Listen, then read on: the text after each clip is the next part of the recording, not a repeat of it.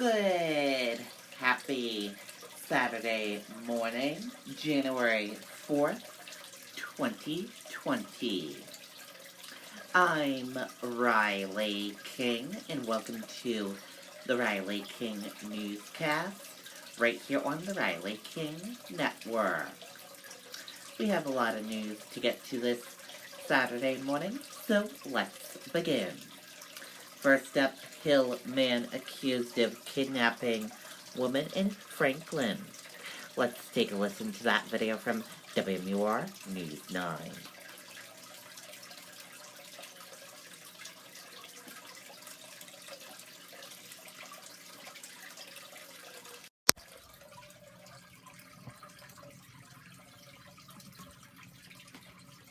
Trying hard to get a better signal? Enjoy clear cell phone talking with signalboosters.com. This morning, a man is in jail after Franklin police say he kidnapped a woman Friday evening. Police say witnesses saw Daniel Basha forcing the victim inside a blue van on North Main Street. Officers located the van at a home in Hill, New Hampshire. They found the female victim safe and unharmed. Basha now facing several charges, including kidnapping, stalking, and simple assault. He's expected to remain in jail until his arraignment. Okay, and there you go on that video and that report.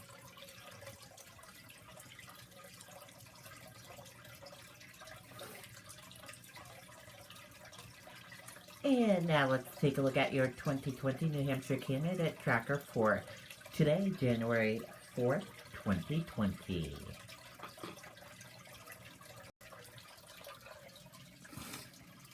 And we have only 2 candidates in New Hampshire today.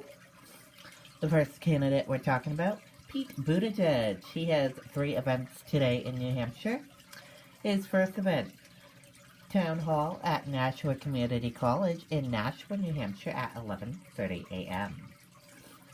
His second event, Town Hall at Stevens High School in Claremont, New Hampshire at 3 p.m.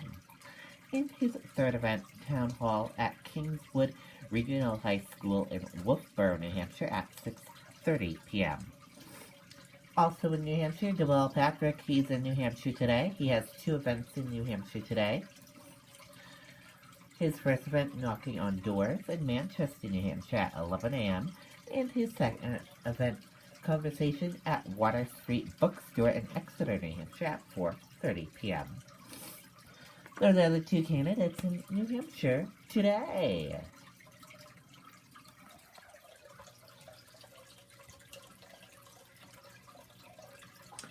Hundreds line up to remember 13-year-old who was killed in Pembroke crash.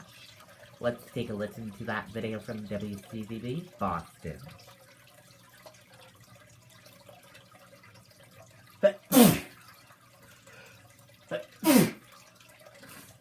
Sorry about that, everyone.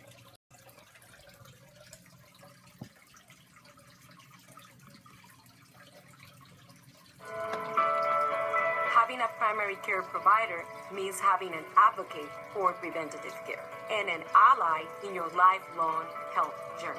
Learn more at onehealthyboston.com. Your wellness, our experts. Yeah, that's right, Emily. Plymouth police are providing traffic control as hundreds of people line up outside this funeral home to pay their respects to the young victim's family. Meanwhile, the man accused of causing her death, he tried today to get out on bail. 31-year-old Gregory Goodsell sat in court and listened as a Pembroke police officer told the judge that after the crash early Sunday morning that killed 13-year-old Claire Zizerson, Goodsell told him this. He stated to me that I made a mistake. Please help me. I'm just drunk. I'm not a bad guy. The officer says Goodsell had slurred speech, bloodshot eyes, and trouble standing. He says he saw a bottle of whiskey and a beer can in his pickup truck. Police say Goodsell admitted to drinking and using cocaine. He told me that he was coming from his boss's house, that there was a Christmas party there for the company, and he was leaving there. In a statement, Highway Safety System says Goodsell had been told by co-workers to relinquish the keys to his company pickup, but that he avoided that demand and drove away. The company says Goodsell has now been terminated. How's your client doing? Have you spoken with him at all? Is he remorseful? Of course. course, he's continually, as you heard, expressed remorse. Another worker who was at the same party was later found dead in a hotel. Investigators are looking to see if there is a connection. Highway Safety Systems has contracts with MassDOT for road projects across the state. I think that they should do an investigation regarding their relationship with the people they have contracts with. Yeah, I think they should do that. Now, Goodsell's RMV record shows more than a dozen previous violations, including speeding and driving without a license. The judge today denied his request to let him out on bail. Live in Plymouth, David Beanick, WCVB News Center 5. Okay, there you go on that video and that report.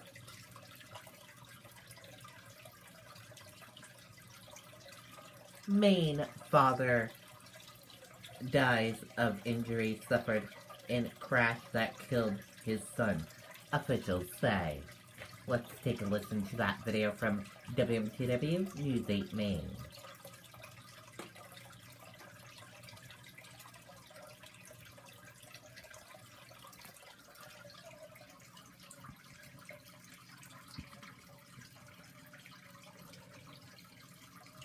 Struggling with fatigue, bloating, high cholesterol, diabetes, or prediabetes, or even have stubborn belly fat? What most people don't realize is that all these problems could have one thing in common: your liver. Click below to learn how you can protect your liver and help reverse signs of damage. Megan and Steve, that's right. The Cumberland County Sheriff's Office releasing that information earlier today that the father of Owen Oates also died in that crash. He died last night. Now, today we sat down with the principal of Edna Libby School, and he says it has been an emotional few days for the school and the entire community. But he says it's been the best response, just being open and honest with those students. It is a really tough time for everybody that's involved. A community and elementary school grieving over the loss of 8-year-old Owen Oates, who died in a weekend car crash on the Standish-Wyndham line. And now we're learning his father, Vincent, also died.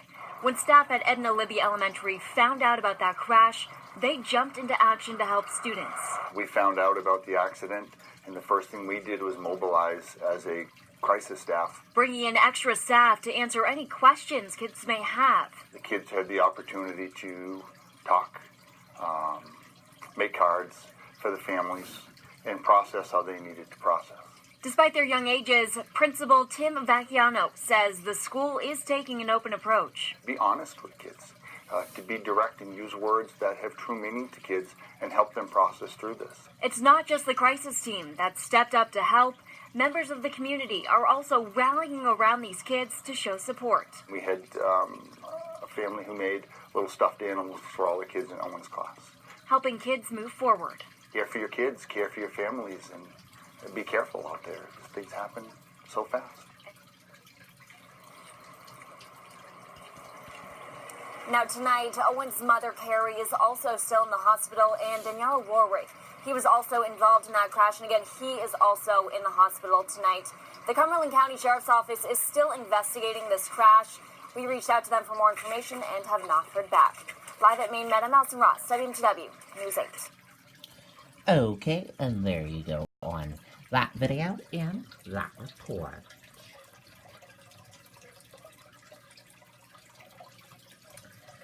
Mixed feelings on Capitol Hill for Trump's deadly drone strike.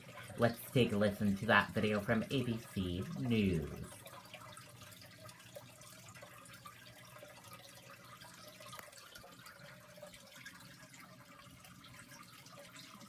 And reaction to that deadly airstrike reflecting the partisan divide, but there are questions across the political spectrum about the strategy and about what comes next. ABC's Mary Bruce on Capitol Hill.